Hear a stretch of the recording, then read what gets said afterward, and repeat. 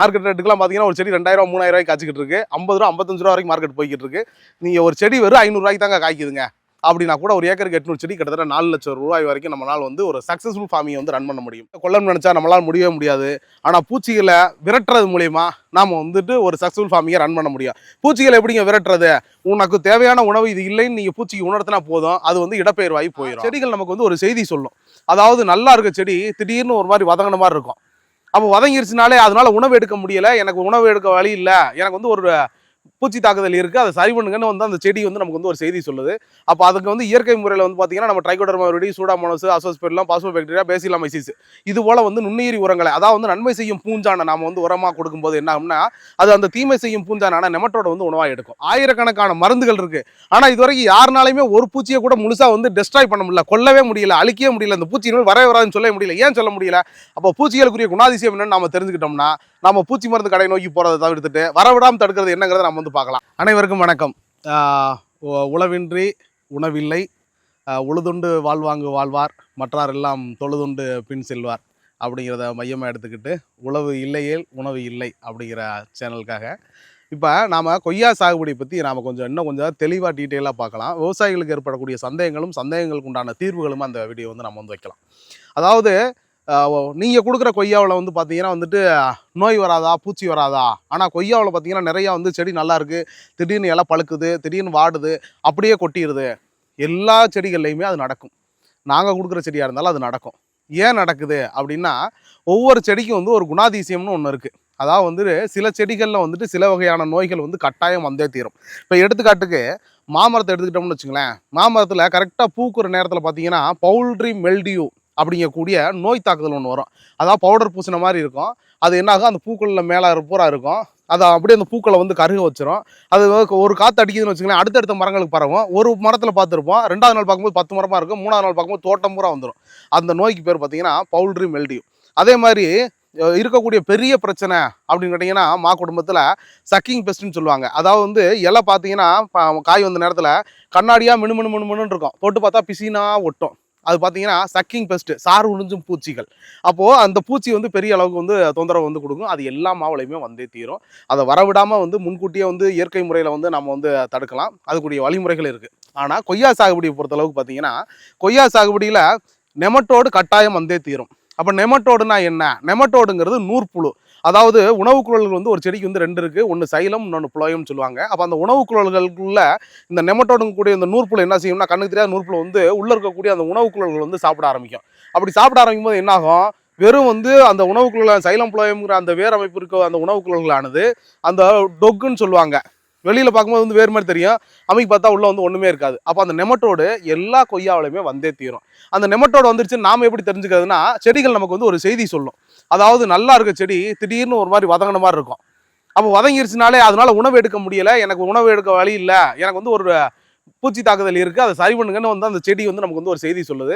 அப்போ அதுக்கு வந்து இயற்கை முறையில் வந்து பார்த்தீங்கன்னா நம்ம Trichoderma viride, Pseudomonas, Azospirillum, phosphobacteria, Paecilomyces இது போல வந்து நுண்ணுயிரி உரங்களை, அதாவது வந்து நன்மை செய்யும் பூஞ்சானை நாம வந்து உரமாக கொடுக்கும்போது என்ன ஆகும்னா அது அந்த தீமை செய்யும் பூஞ்சான நெமட்டோட வந்து உணவாக எடுக்கும். அப்போ இதே கெமிக்கல் ஃபெர்டிலைசர்ஸில் எப்படி பண்ணலாம்னா, கெமிக்கல் ஃபெர்டிலைசர்ஸில் ப்ளூ காப்பர், காப்பராக்சி குளோரைடு, மேங்கோசப்பு இது மாதிரி வந்து கொடுத்து வந்து நம்ம வந்து கண்ட்ரோல் பண்ணலாம். இது கொய்யாவில் வந்தே தீரும்.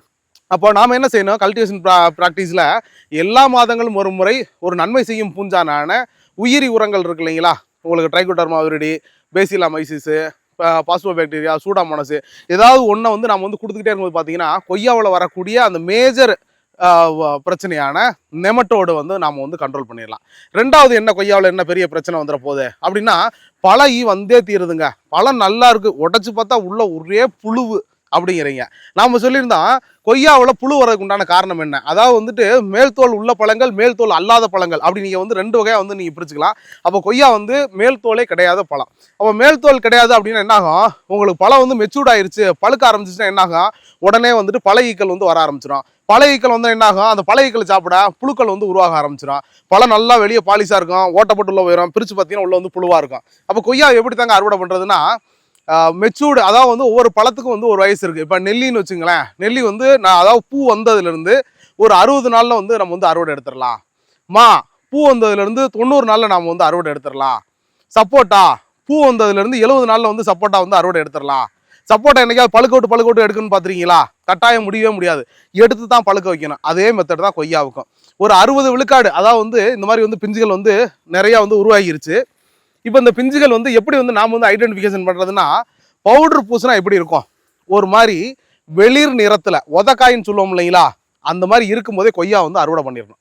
பழுக்க விடவே கூடாது.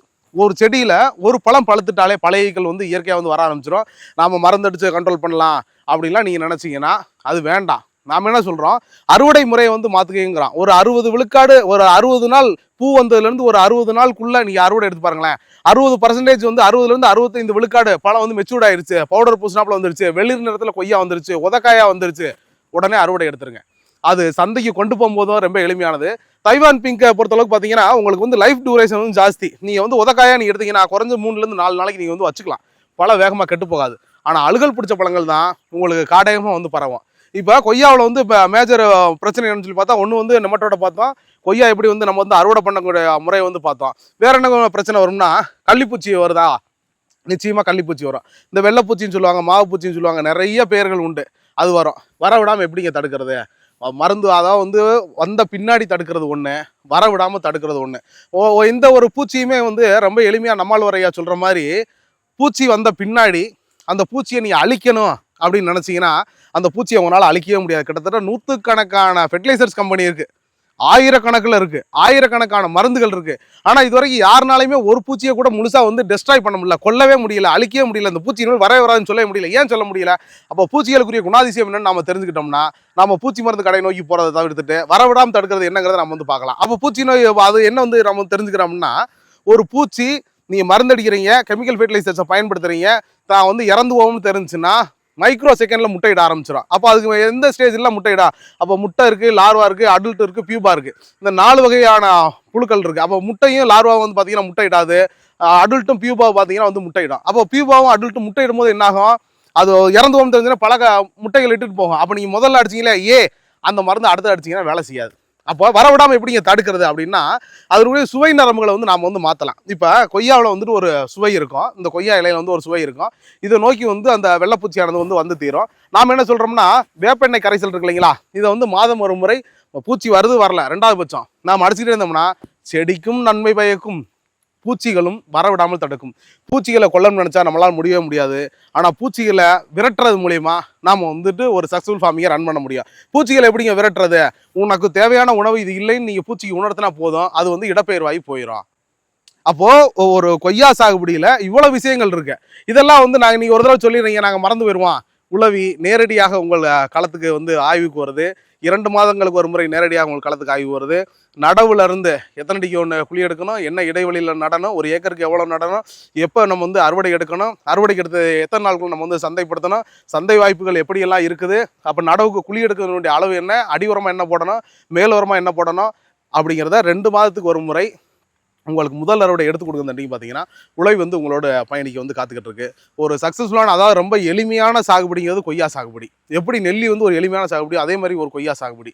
அப்போது இவ்வளவு எளிமையான சாகுபடியை கிட்டத்தட்ட ஏக்கருக்கு ரொம்ப சொற்பமாக ஒரு 4 லட்சம் ரூபாய் வரைக்கும் வருமானம் தரக்கூடிய, அதாவது ஒரு செடி வந்து எனக்கு 500 ரூபாய்க்கு தான் காய்க்குதுன்னா கூட ரொம்ப சொற்பமாக 500 ரூபாய் கம்மியாக அந்த செடி காய்க்காது. இன்னைக்கு மார்க்கெட் ரேட்டுக்குலாம் பார்த்தீங்கன்னா ஒரு செடி 2000 3000 ரூபாய்க்கு காய்ச்சிக்கிட்டு இருக்கு, 50 ரூபா 55 ரூபா வரைக்கும் மார்க்கெட் போய்கிட்டு இருக்கு. நீங்கள் ஒரு செடி வெறும் 500 ரூபாய்க்கு தாங்க காய்க்குதுங்க அப்படின்னா கூட ஒரு ஏக்கருக்கு 800 செடி கிட்டத்தட்ட 4 லட்சம் ரூபாய் வரைக்கும் நம்மளால் வந்து ஒரு சக்ஸஸ்ஃபுல் ஃபார்மிங்கை வந்து ரன் பண்ண முடியும். இதுபோல் உங்களுக்கு கொய்யா சாகுபடி வந்து சாகுபடி நினைக்கிற விவசாயிகள் நிச்சயமாக வந்து உளவி வந்து தொடர்பு கொள்ளுங்கள். நேரடியாக உங்கள் களத்தை ஆய்வு செய்து உங்களோடு பயணிக்க உளவி காத்து கொண்டிருக்கிறது.